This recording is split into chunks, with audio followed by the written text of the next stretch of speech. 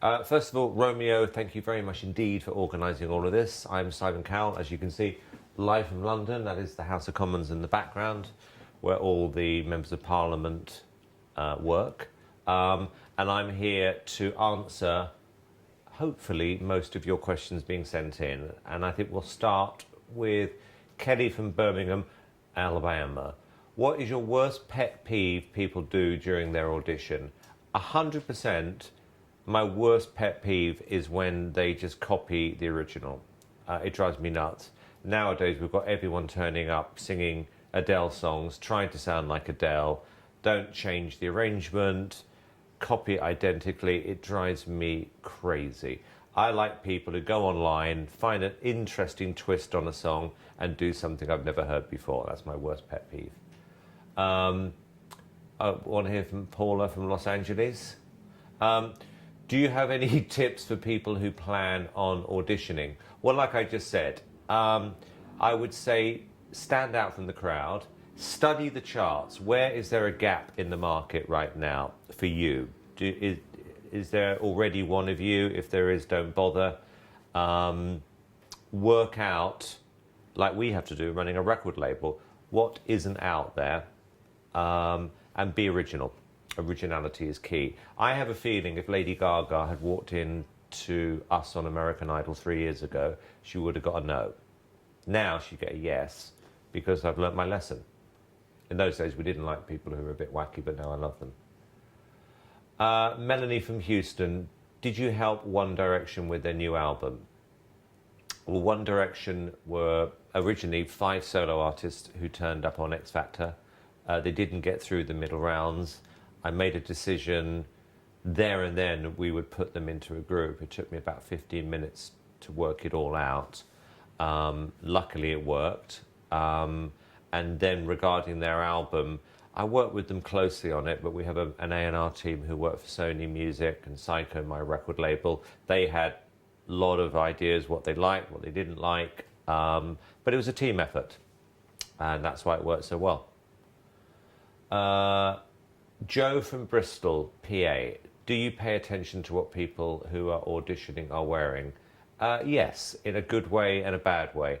I'll tell you a good example of somebody who got it right was Chris Renee. Because Chris Renee came in not in what I would call an audition outfit. He just turned up in something he would normally wear. And actually what he would probably wear in his first video.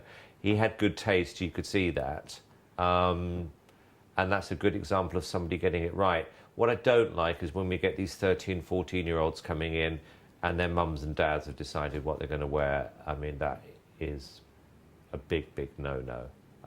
So that's when I do pay attention. Sometimes it's good just to do something really insane to stand out, because there are thousands of people who turn up for auditions, or just wear a bikini. That always gets you through. Or underwear, if you're a girl. And over the age of 18. Actually, no, over the age of 25, actually, thinking about it. Seth from Bluefield, WV. How often do the judges disagree during auditions? A lot. The reason I brought LA Reid in to be my kind of rock, I call him, on this show, is that LA is the most competitive record executive I've ever met in my life. He's also one of the best record executives I've ever met in my life. And because we like and respect each other, it's comfortable to agree. In fact, I like him more because he does disagree with me than somebody who's just going to sit there nodding the whole time. It bores me. In fact, I'm like that with people, full stop. What is the most, this is from Jim from Salinas, California. What is the most stressful aspect of the auditions for you personally? Nothing stressful, it's just mind-numbingly boring. I can normally tell what somebody's going to be like from the minute they walk out. Some people have what I call a greyness about them. They look boring, they talk boring, they sing boring, and all I'm thinking is, I just can't wait for you to leave. Other times, Carrie Underwood's a good example. We were having a horrible day, and it was like she came in colour where everyone else was in black and white. And I knew there and then this girl was going to be a star. And actually, interestingly, a lot of the Idol people now say, I don't like country music or don't like country singers. If you replay the tapes, the one person who backed Carrie more than anyone else was me. And I knew she was going to be a country star. I just like great country singers. Janie from Meridian MS, do you have a city you held auditions in that stands out in your mind as the best or as the worst for talent? I always loved Miami as one of the best because I just love Miami. Greensboro I liked. I was there 6 years ago and that's why I'm going back there this year. Worst, Seattle on the Idol years was horrendous, but it was better when we did XFactor.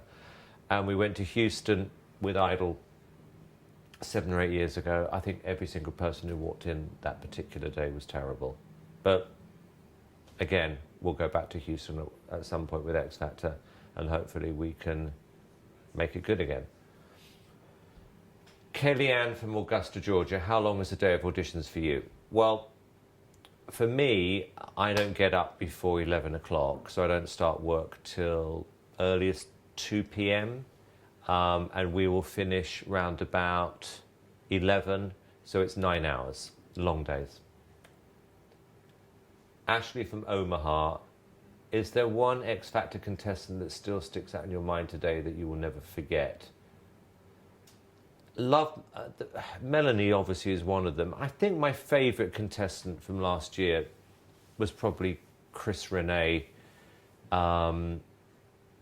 because I don't believe other shows would have given him a chance like we gave him. And I think the show really helped him. And he was one of the sweetest, nicest people you will ever meet in your life.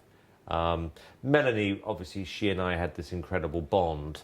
And she's a really nice person. But Chris probably stands out.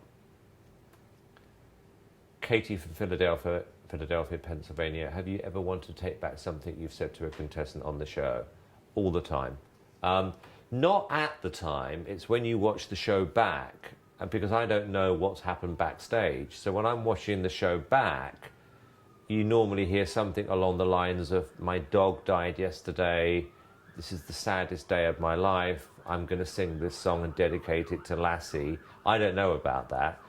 Next thing is you see me being horrible to this person and them crying backstage, but I didn't know the dog part. So that's when I'm kind of thinking, God, I really hate myself. But it happens.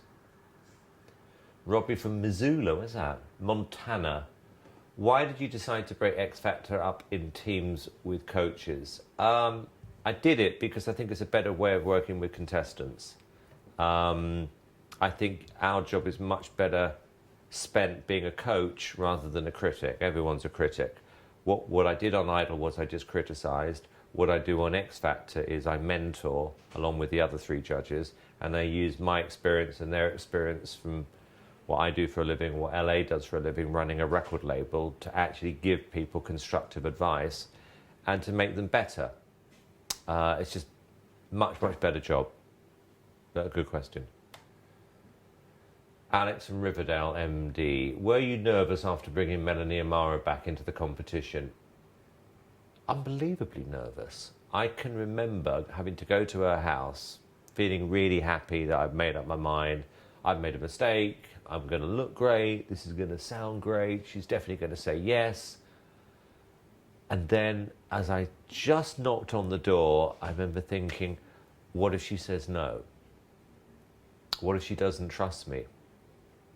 And when I walked in, and she was shocked when she saw me, and eventually I had to stand there and I said, look, Melanie, I'm here to apologise and to say that I want to give you a chance to come back. She just stared at me for 30 seconds. It was like a marriage proposal. And I'm thinking, yeah, hurry up, hurry up, hurry up. And eventually after 30 seconds, she said, yes. And I was nervous. I was more nervous that she was going to say no. But the second she came back on the show, it was like 100% the right decision. Joslyn from New York. What is your process when looking for judges for the show? What qualities do they need to have? I'd say the number one quality you've got to have is you've got to be interesting. It's like casting a dinner party, putting a judging panel together. You've got to have people you actually want to be with, who you're interested in, who should be unpredictable, and aren't just doing it for a paycheck. Because, you know, you can make a lot of money doing this now. But on this show, on X Factor, you've got to want to put the work in, and your job is actually to make somebody else a star, not make yourself look good. And I see this a lot now across all these shows. People are on the show, but I can see it in somebody's eyes when they're really focused on wanting a contestant to do well. And that's what I look for. I want somebody who genuinely wants to find a star. And that's the number one criteria. And they've got to be cute if they're girls. You would, if you were in my job. Bethenny from Tulsa, Oklahoma. What's your most memorable episode of any show you've ever been on?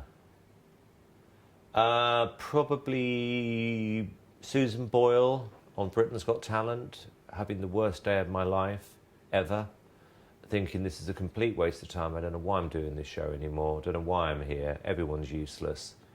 Getting really irritable. And I remember sitting there saying this to someone, and out of the corner of my eye, I see this woman with this weird outfit come on, holding a microphone, and I'm thinking, you're either a comedian or you're a singer. I hope you're not a singer. And we did a series of questions with her, and every answer was getting weirder and weirder, and I'm thinking, this is going to last about 5 seconds. And the audience were the same, and then the song started, the instrumental, and I'm thinking, get it over with, get it over with.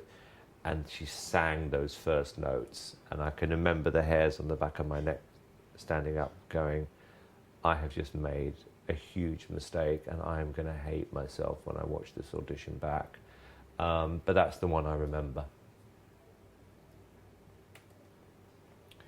Christina from Orlando, Florida. What are some of your musical guilty pleasures? Tons. Barry White, the Bee Gees, ABBA, Paula Abdul, oh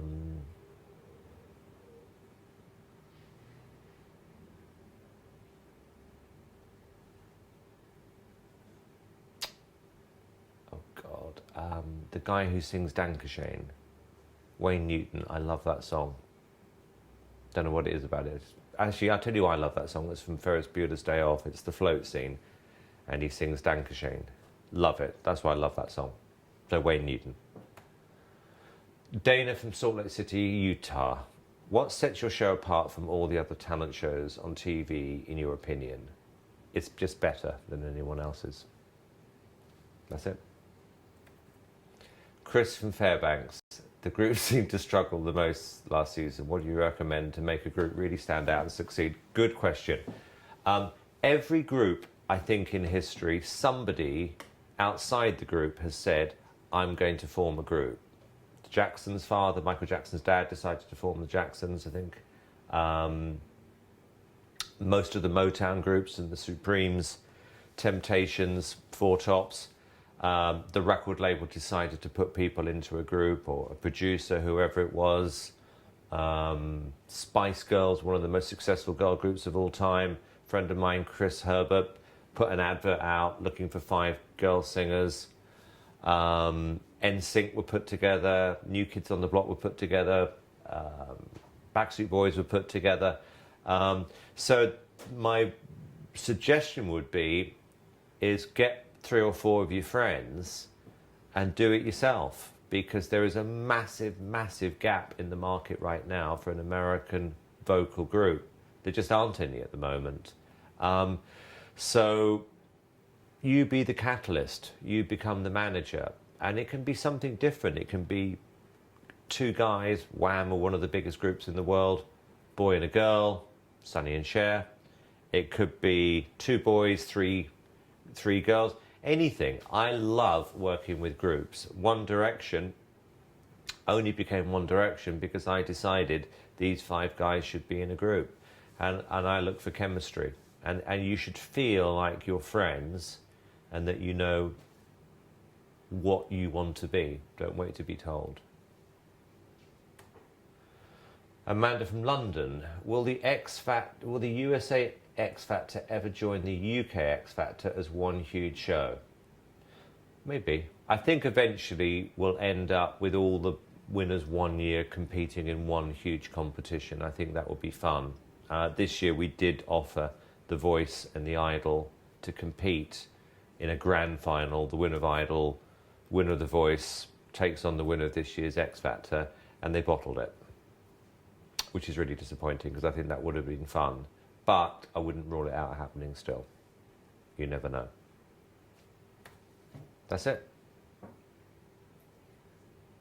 That's it. Brilliant questions. Hope you learned something. Let's do it again. And thank you for sending in your questions. I really appreciate it. Good? Great. That's perfect.